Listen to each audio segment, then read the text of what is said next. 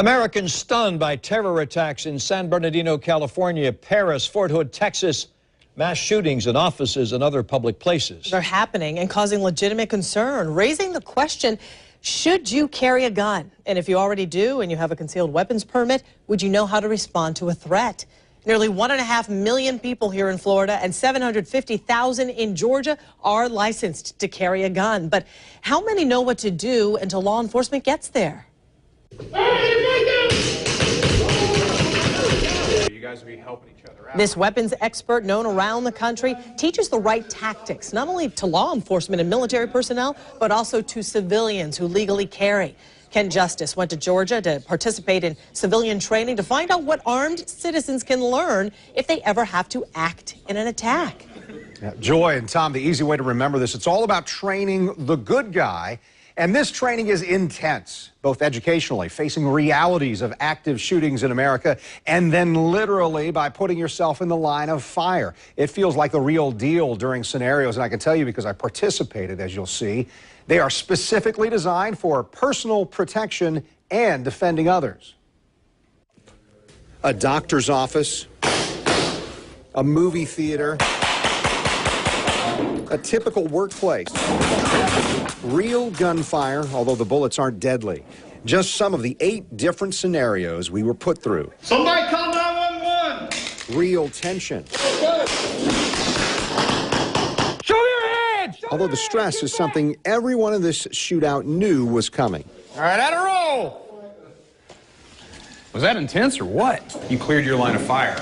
That's definitely a huge plus. Real learning from an expert who knows. You have to decide right then and there, am I going to get involved? Do I possess the equipment necessary to get involved? And is getting involved the wisest decision for me? Aaron Cowan is the instructor, the man behind the company Sage Dynamics. Get this guy secured. Get some help. Get him secured. Don't do it yourself. A U.S. Army veteran who worked private security contracts and then joined the Department of Defense. Leaning on his expertise, the company offers dozens of courses surrounding weapons use. When you drew your gun to deal with the threat, did you have time to give any verbals to draw your gun to tell all these guys you're a good guy? This particular one focuses on the basics of force-on-force situations.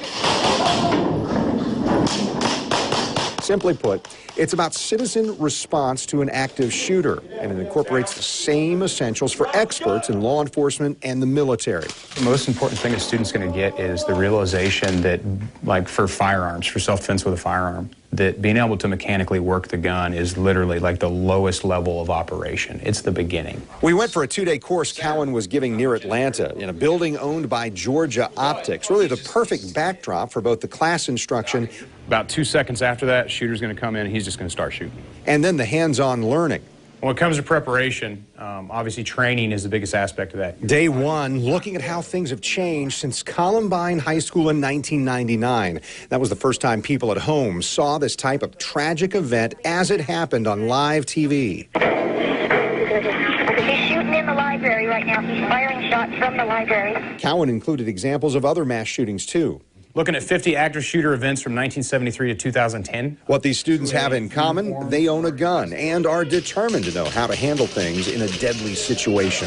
I've taken 2 classes with Aaron, and both times I've walked away with a lot of knowledge that has changed my perspective on how I do things and a lot of considerations for real life. Basically, it comes down to that there's bad people out there that may try to either keep me from my sons or try to harm my sons, and my job is to not let that happen.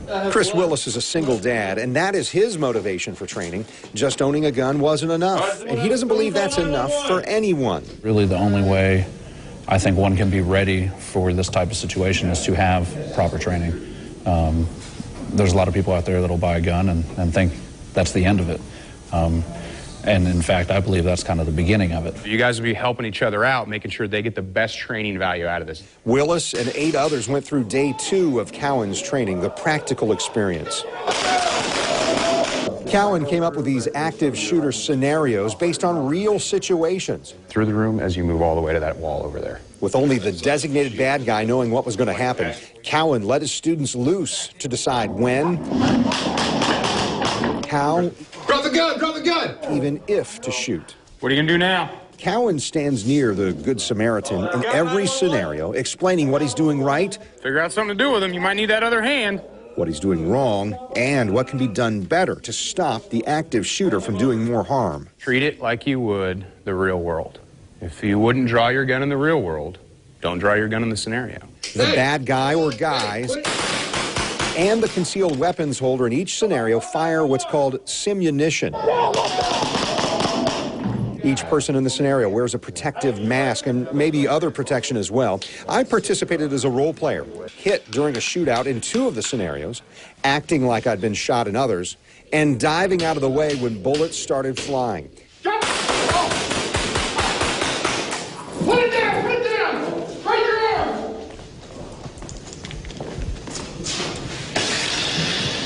Get down! Don't move! Chris Willis was the bad guy in that scenario. Probably the most interesting thing is how quickly the scenarios move. It'll go from normal everyday life sitting in a movie theater or a restaurant to all hell breaking loose in less than a second.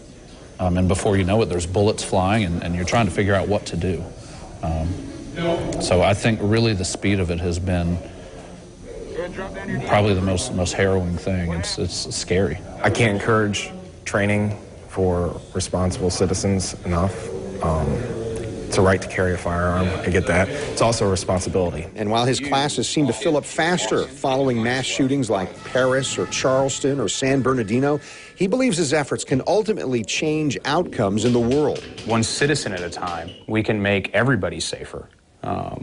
You know, by building on the fact that the better trained we are as a society, the better trained we are as gun owners, the less likely or the harder target we're going to create for anyone that wants to create chaos and death.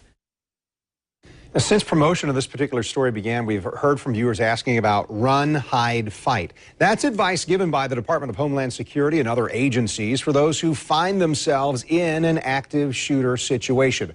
Run means have an escape plan in mind wherever you're at in case something like that happens. Hide in an area out of the shooter's view, blocking the entrance to your hiding place, locking doors and making sure to silence your cell phone. And as a last resort, fight, and that's only when your life is in imminent danger. So that fight element is demonstrated in this video produced by the City of Houston's Public Safety and Homeland Security Office. In the reenactment, you'll see office workers try to incapacitate a shooter. They act with aggression. They even throw items at the shooter. This video is now a training tool for multiple federal agencies, including the FBI. The gentleman you heard us talking with, Aaron Cowan, tells us that it can be very good advice for most people. Not everyone is going to take the actions that we saw some of those students take.